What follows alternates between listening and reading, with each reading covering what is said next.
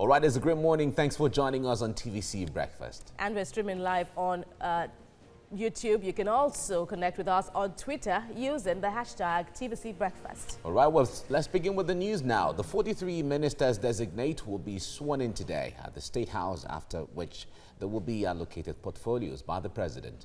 On Tuesday, President Muhammadu Buhari, in his closing remarks at the end of the two-day presidential retreat, said the event had given him the opportunity to better know the new cabinet members, encouraging them to give their best in service to all Nigerians. Boyo Thomas was at the venue of the retreat and filed this report.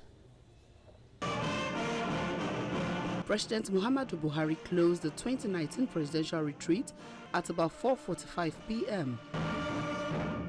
after 2 days of deliberations and discussions on achieving the next level agenda.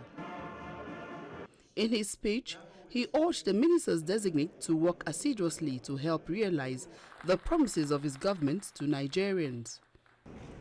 I am therefore charging you all to seize this opportunity to serve as an honor, to give your best to deliver on this mandate for a more prosperous Nigeria, not for some, but for all Nigerians.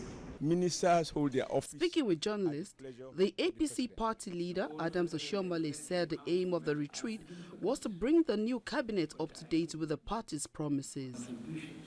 So every minister and every minister, every MDA must conduct and manage affairs in such a way that there is coherence, that the action of one ministry complement that of the other. Rather than competing, they should be cooperating and collaborating. The ministers-designate promised to work along with the president to achieve the next level agenda. If sleeping well in the night without being afraid of armed robbers or banditry will amount to good governance, I will assist Mr. President to do so. If creating employment opportunities for millions of Nigerians who have been, who have had qualifications but had no jobs, will bring about good governance, that will also be my contribution to the Federal Executive Council. We are in high spirits. We can only promise our best. Whether our best will be good enough will be left for posterity to judge. We put our best foot forward, but this is a sacrifice to also serve our country. The new ministers will be inaugurated on Wednesday and will be given their portfolios. The two-day presidential retreat has afforded the new cabinet an opportunity for them to get more acquainted with the next level agenda of President Muhammadu Buhari. Hopefully, the next 4 years holds more promises for an average Nigerian. Moya Thomas, TVC News, Abuja. Joining me now is a public affairs analyst, Bola Oba. He has been following developments all the while. Bola, good morning. Nice to see you. Always a pleasure to be on your side. Very good. Now, if you listen to Nigerians, there are permutations. In fact, people are permutating. This person should get this person should have that, this person should get this ministry. Should it really matter who gets what when it comes to the ministers and their portfolios today? It should, actually. Okay. It should, because people's passion, people's experiences, people's backgrounds should instruct the portfolio awarded to them or given to them. It should.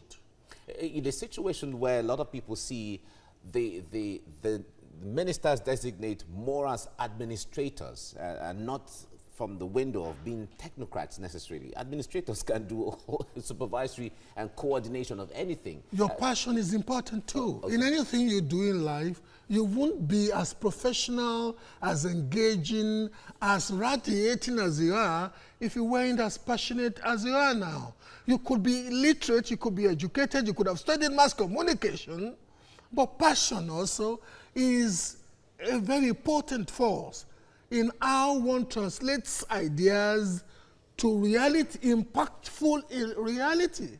And ministerial appointments are strategic positions.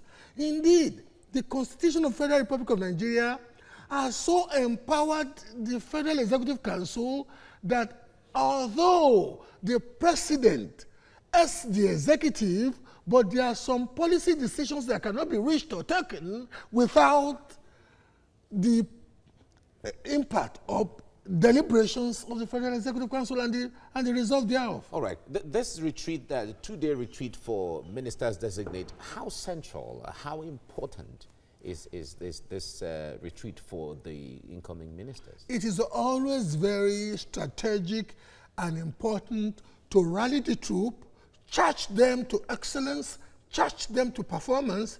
So nobody should gainsay the importance of having sessions like that. In fact, it should be more regular. It should be at least twice in a year. Use it as an opportunity to review performance. Use it as an opportunity. Look, the president, one of the things the president upped on that maybe because of your editorial slant this morning you're not accentuating is the fight against poverty. Wanting to lift 100 million people out of poverty over a period of 10 years is no joke. After China, the only other human being or government that has ever done it is Lula da Silva in Brazil. You understand what I'm saying? It took about 40 million people out of poverty in 8 years. It entails... And Rwanda is on track for that too. But the population is relatively lower. Exactly. But it entails a lot of strategic planning, discipline, and purposeful drive. So I am one who supports the idea of having ministerial retreats like this, at least twice in one calendar year. All right, we have to leave it now. Bola, but thank you very much for your insight on this. Thank you.